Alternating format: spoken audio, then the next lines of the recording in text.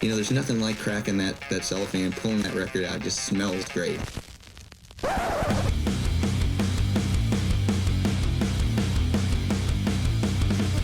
Welcome to BODS Mayhem Hour. Non-stop hardcore energy. I love the show, guys. You're awesome. Unlike any other. With your host, John the Bod, a.k.a.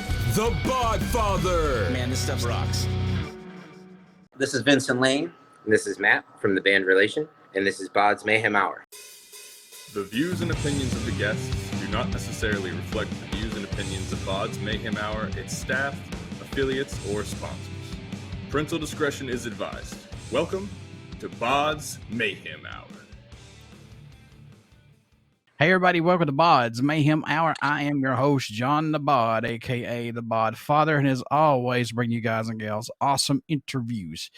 Today it's an honor and a huge privilege to welcome Vincent and Matt of reaLation. And reaLation has released their new single, FYI, off their 5-song EP entitled What Lies Beneath, which is out now. So, Matt and Vincent, what's going on? And welcome to the podcast, guys. Thank you. Thank you Thanks very for much, having man. us. How you guys been doing? Great. We're currently writing material for our next release, so we're in huge creative mode. So we're excited about that, but we'd love to talk to you a little bit about What Lies Beneath and FYI. So this band dropped to a 3-piece. Now, what's the nucleus that still keeps this band together and moving right along like nothing ever happened?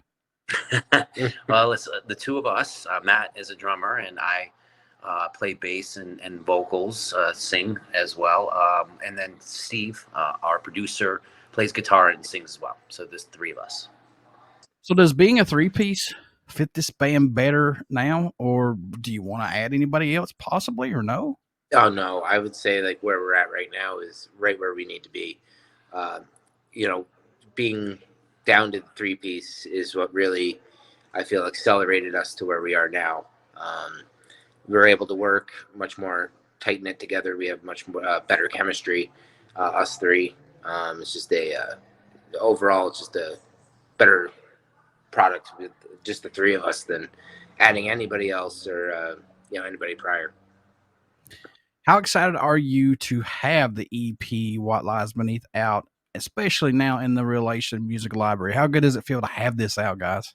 Well, this is our best product by far. We feel like it really encapsulates where we are as humans and writers and artists and musicians at this point. So it's a really good snapshot of what we feel best kind of encapsulates where we are, and we're excited about that. And we felt like it came out as well as it could have been. So you said that this is by far the best product that reaLation has put out. For you guys, is there growth and maturity in this album that you're seeing? Do you feel like your sound is finally coming into what reaLation should be? Absolutely. I think really we finally found the meld between lyrically what I write and musically what the tone and tenor of the music can support. We've really gotten it down. We've gotten kind of a template down for how we write, and we're very excited about what the future will hold for us.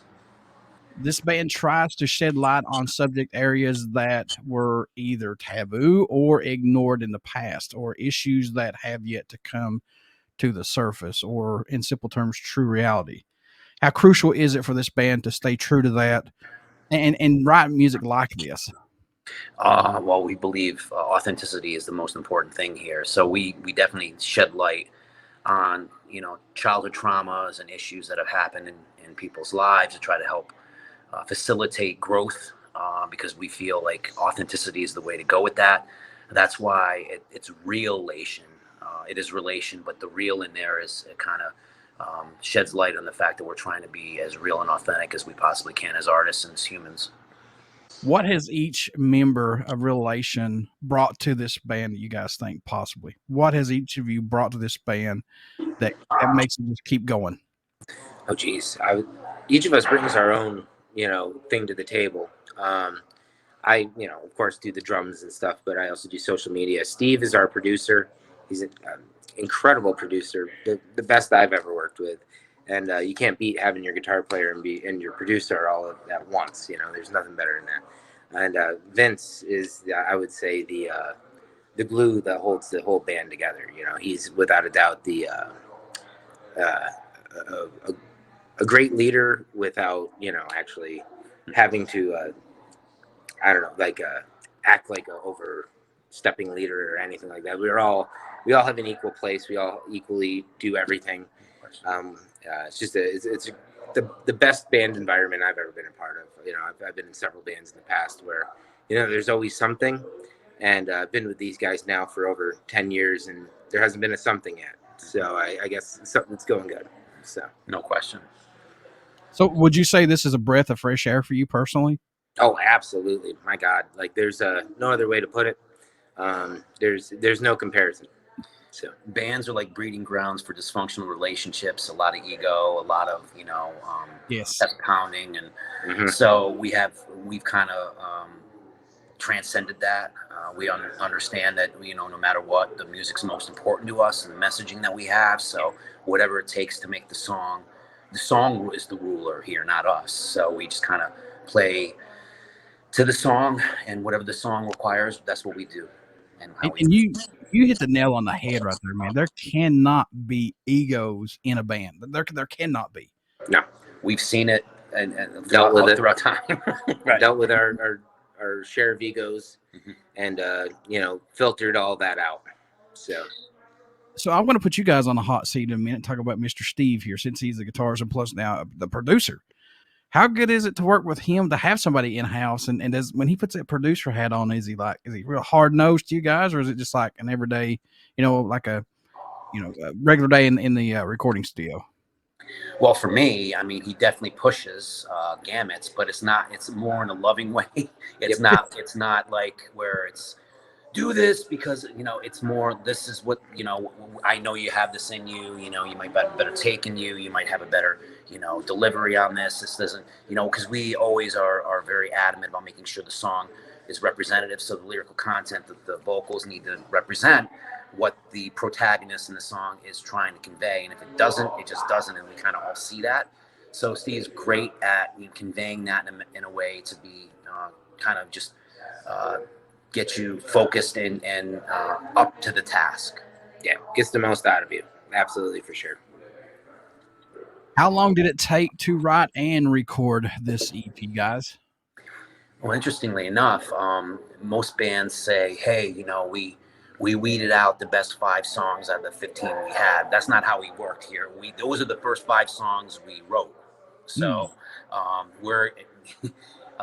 we take time and care in each of the songs. They're like children to us, I guess, on some level.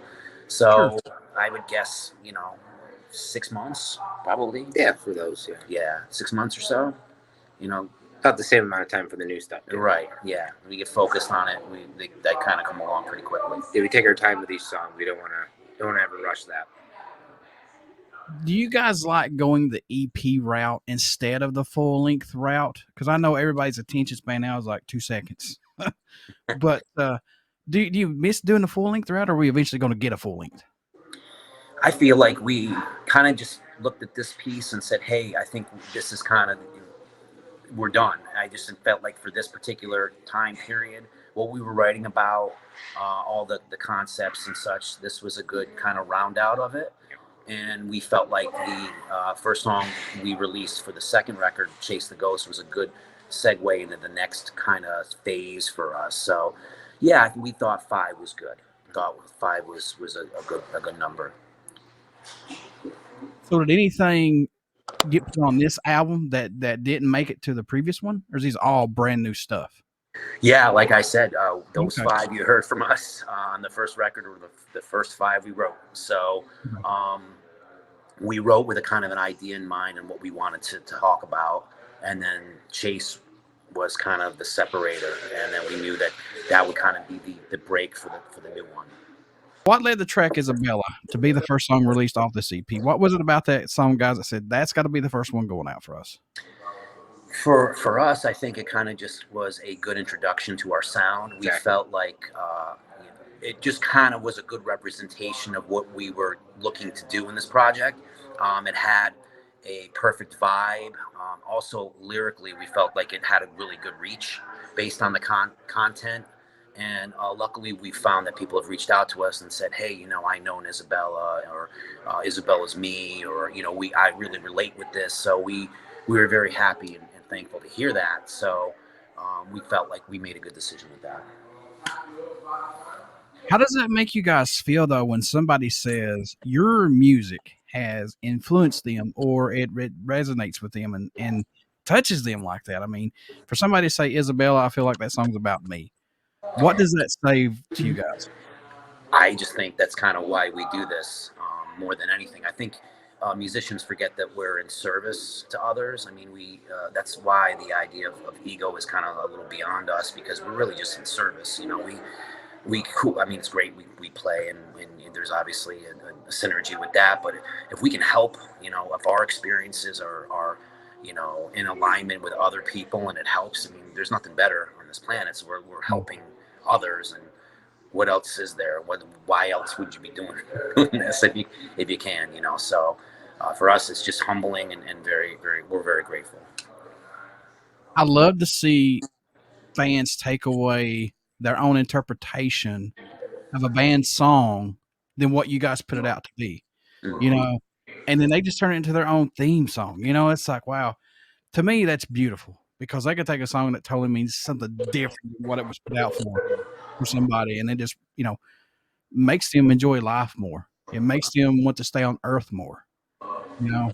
No question. In fact, what I always say is when someone asks me like what the song's about, I say, well, I can tell you what it's about. For me, is from a lyricist perspective. And in the moment I wrote it, it might not mean the same for you. It might not mean the same for me now. I mean, just it was a kind of a moment in time, and whatever you take away from it is what you take away from it. And that fact that you're, you know, invested in enough to look into it, again, just humbling. Mm-hmm.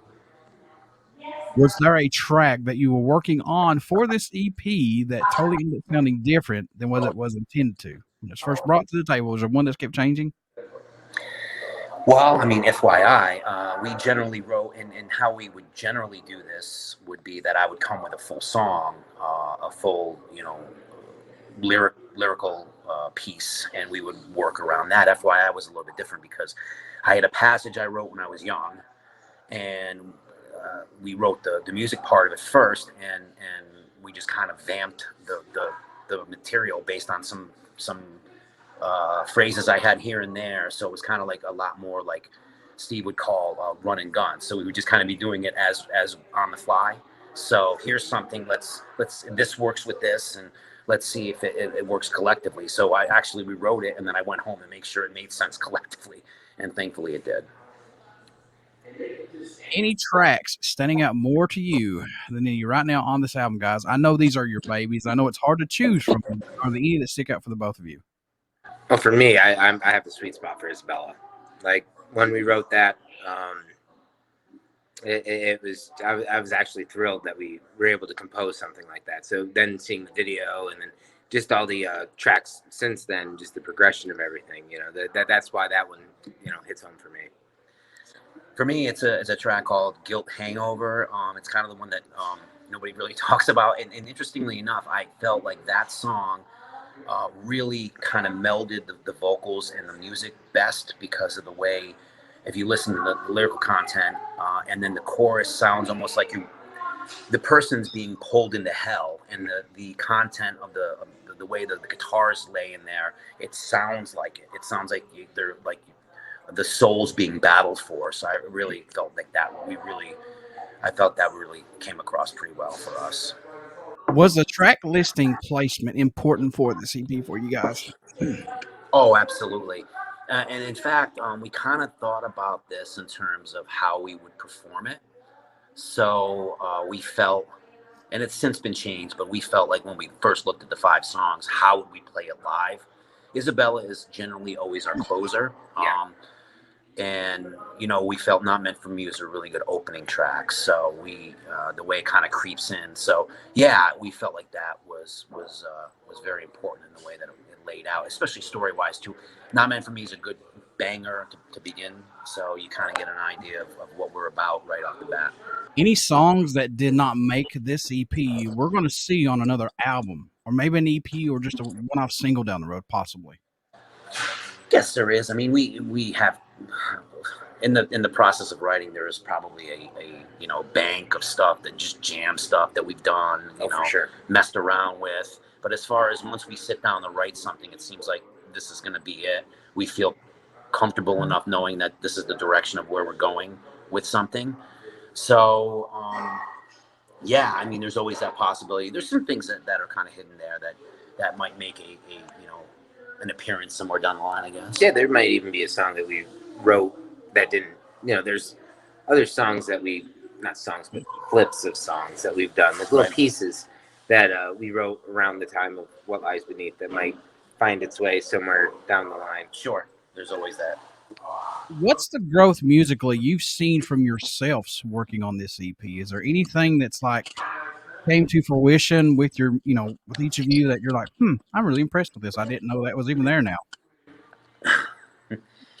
Well, I mean, again, when you get in the studio and you're writing, you kind of get in the mode of trying to, again, serve the song as best as possible. So, yeah, I mean, there's things, again, with the interlay of parts that Steve, as the brilliant producer he is, puts together. It's almost like you hear something new each time you hear it. So, I said, for instance, Guilt Hangover, really, the way the guitars meld with the rest of what's going on is impressive to me. And, all the songs really we feel are strong in the sense of what message they're giving and saying and how the music supports that. Do you guys like having that inside producer within the band so that way you have time to work on it as long as you want to? You don't have to rush. No, yeah, and it's the best thing in the world. It really is, because it's somebody who's got investment in it, and as well as so with the investment, he's going to be as honest as possible with something, and we all work to get the best product out. Again, with the moniker, the motto that the song is the king. Yeah. So whatever serves the song in best way. So if something's rudimentary in the part that you're playing, it needs to be there, then that's just what it's called for, and we all understand that. So FYI is the single that's out right now. What's the new single that's going to come out, guys? No, Well, Chase technically came out. Chase did, but that's going to be on the new EP. But just between us and the walls here, and you and your listeners, exclusive. There's going to be probably a release of a single over the next couple of weeks, potentially. 3 to 4 weeks. Yeah, and it's a song called "Love Gets Late." So you'd be looking forward to that. And again, it's got a little bit more of a progressive edge, but it's definitely still relation. You're definitely going to know. We definitely deliver the hook as we kind of always did. See, folks, you want to tune in here. You want to check this podcast out because I got all kinds of exclusives, bloopers, all kinds of stuff that I have. No question. It's a good podcast. I don't care what anybody says. All right, it's there. No question. What do you hope everyone takes away while listening to these new songs, or just any Relations music in general, guys? What do you hope they get from it?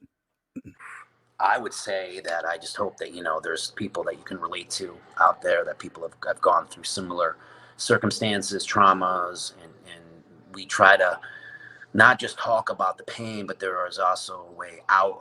There's also transcendence. There's also a way to get to the other side of it. And there's always to not be cliche, there's always tomorrow. There's always a new beginning to your thought processes on things, and there are other people out there that have gone through. You're not going through anything that someone else hasn't gone through, and that people can really we lean on each other, because in the circumstances where you're feeling the most alone, understand that there's people out there that have gone through the exact same thing. I know you guys had a lot of music growing up. I know you still have a lot of music to this day, but do you have a go-to album or a song that you find yourself going back to and listening to from time to time? You can't kick out and you won't kick out. You have to go listen to it. For me, it's an album called Deep Shadows and Brilliant Highlights by the band Him. I've listened to that album thousands of times. And from I would say 2001 to just yesterday. You know, I listen to it as often as I can. It's what I always go to. It's my go-to album when I can't think of anything else to play. That's where I go.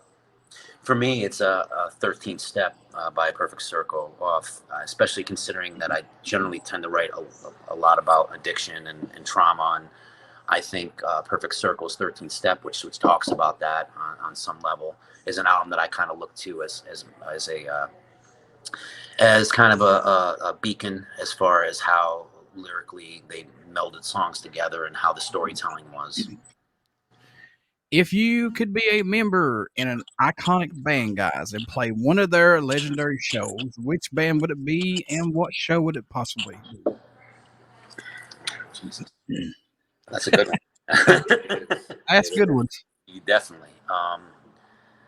Well, hell, I'd take any act at Monterey Pop back in 1967, for sure. Didn't Cream play there? That would be a really cool show. I think Cream played at Monterey Pop. That's 67. That would have been right in their wheelhouse. Yeah, I'm going to go with that. I might be wrong, but hell, that sounds about right. Yeah. For me, if I could go back and play any show, it would be with Slipknot in London, their Disaster Pieces DVD. That show right there, to be the drummer, you know, Joey that night really stole the show. Always does. Always did, I mean. And that would be, for me, that was like watching that with my drummer friend growing up. That was like the DVD that made both of us really, this is what we wanted to do. So, you know, it's insane to think about it. If it hadn't been for Jack Osbourne, there'd be no Slipknot, in all honesty. Because he's the one that had, you know, he told Sharon, he's like, hey, Mom, get Slipknot on Ozfest 99. Mm-hmm. So after that, it's all history. You know? Yeah. So yeah, that's all it takes sometimes, you know? Yeah. We should be grateful. Yeah. Yeah. All right, Vincent and Matt, how can folks stay in touch with reaLation? Buy these singles, this new EP, everything under the name of reaLation. How can you do that, guys? Yeah, well, we have a Facebook page, reaLation Music. Our IG is reaLation Music, reaLation.com. We are all over Spotify, Apple Music. You can just search the band out. You'll be able to hear it. Support us. That would be fantastic. We love that. And keep an eye out for a brand new, I'm going to be telling you this, a brand new 5-song EP late April by the name of Reveal. And hey, this is the first time we talked a little bit about a single that's going to be released in the next month by the name of Love Gets Late. So keep your eyes open. Told you, folks, right here's the place. This is the spot. I don't know what to tell you. Mayhem Hour. All right, Vincent and Matt, before I let you guys go, would you care to do a promo for my show? Sure. Absolutely. This is Vincent Lane. And this is Matt from the band reaLation. And this is BODS Mayhem Hour. Everybody stick around. We got some great stuff coming up. You only hear these interviews right here on BODS Mayhem Hour. Please get out, check out our Facebook page. There's our podcast link and our YouTube link. You definitely want to subscribe to that YouTube link. And I finally hit 1K subscribers. Thank you all so very much. But anyway, get out, check out reaLation, pick up their EP, What Lies Beneath, and check out their singles, FYI, Isabella, and Chase the Ghost. I chase ghosts. I'm a ghost hunter. So definitely check these guys out because you won't be disappointed. So Matt and Vincent, thank you all so much for doing this interview today with me. Thanks, John, for having us. Take care.